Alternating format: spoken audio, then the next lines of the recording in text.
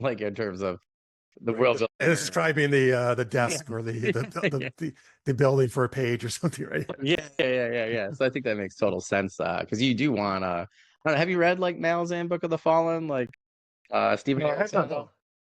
So I have to recommend to you, like even if you skip, but reading Tail and Bug, and they it's Erickson writes multiple characters that play off each other. That it's supposed to be a very serious, like dark fantasy, like grimdark, and I was like just bust out gut laughing. And I'm like my buddy, my best friend and I were book clubbing the whole series, and we finished the main series and a couple extra books, and I'm like, where on earth, like I'm like, how can I figure out how to write characters that play off one another with the dialogue like Erickson does, particularly with Tail and Bug? Like, and if you look up anybody's videos that have talked about it, I think they'll say the same thing. Like, I I was like astounded. I was not expecting it to be that funny, but there's also like multiple character relationships that he builds that way.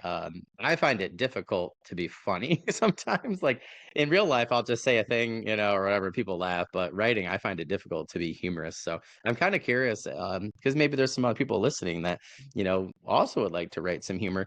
How did you kind of like write these characters? You know, we got their basic personalities, but what did you kind of do from there to ensure that, you know, you had some comedic dialogue or just some zaniness between the two? Yeah. So I was asked this recently on another show, and it's I a do little bit of a hard that. one to answer. But one thing is for me, the lens I always operate from is comedy. So I go into everything I do saying my goal is to write characters that are fun and that I love writing. And I want the reader when they get finished with this to have a smile on their face and feel good. So I think part of it is that I'm always operating from that philosophy or lens Yeah. that it leads me to write, infuse the comedy into it, because that's always my goal. Because there is a lot of darker stuff out there, which is cool if that's your thing. That's not personally mine. But so because of that, I also think there needs to be this more lighter stuff that makes you Yeah. smile and feel good. So part of it is that. The other thing I would say is really just to, I think, at creating these very different characters. I mean, that's kind of I think a thing I use a lot is that Mm. I have one very zany over the top character, and I have one maybe not necessarily maybe or one who's maybe shyer or not as used to someone being zany and talking so frankly about things or constantly jumping all over them and hugging them.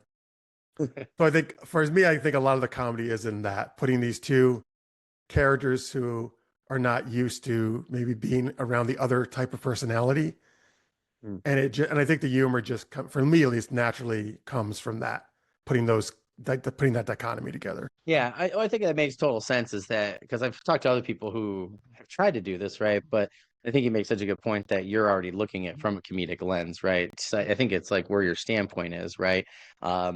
My urban fantasy, like I'm trying to like use history and to explain myths in a certain way that's unique and cool, right? Like that's I was just discussing this with some people like, well, what's your lens or what are you trying to do? And I'm like, well, this is what I'm really trying to do is like take my knowledge, tweak it a little bit, use historical mysteries, make it fun and exciting, right? Like, but that's like kind of like my focus, right? So then I think that's something I do well personally, and that's what I'm interested in. So I just think it's a good thing to point out because when you're saying like, because I know other people that have that what you just said for trying to be, you know, comedic in their writing, like they're writing grimdark or something, you know, not looking at it. So I think the way you put it is like perfect. If you're gonna do that, like look through it through that lens, right? And then everything, right? And that's how I do everything you know, in terms of like I like to like the world building, I guess would be more the thing, right? Or building the setting or something like that.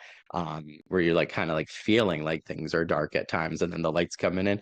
But I think I've read people where I'm like this. I had a friend who's like, yeah, read this. I'm like, it was just like kind of a typical fantasy. I'm like, this is not funny. I'm really sorry. So, but I think he wanted just to be fantasy and be funny, which like I told Yeah. him there's a disconnect. I think that was the disconnect personally, is that he wasn't looking at it from you know everything from a comedic lens and trying to see where you know he could come up with it naturally. I think it was just too forced because he was forcing it. So I think that's really great advice, Jeff. So Thank if you. anybody wants to do that, I think take that's Jeff's helpful. advice.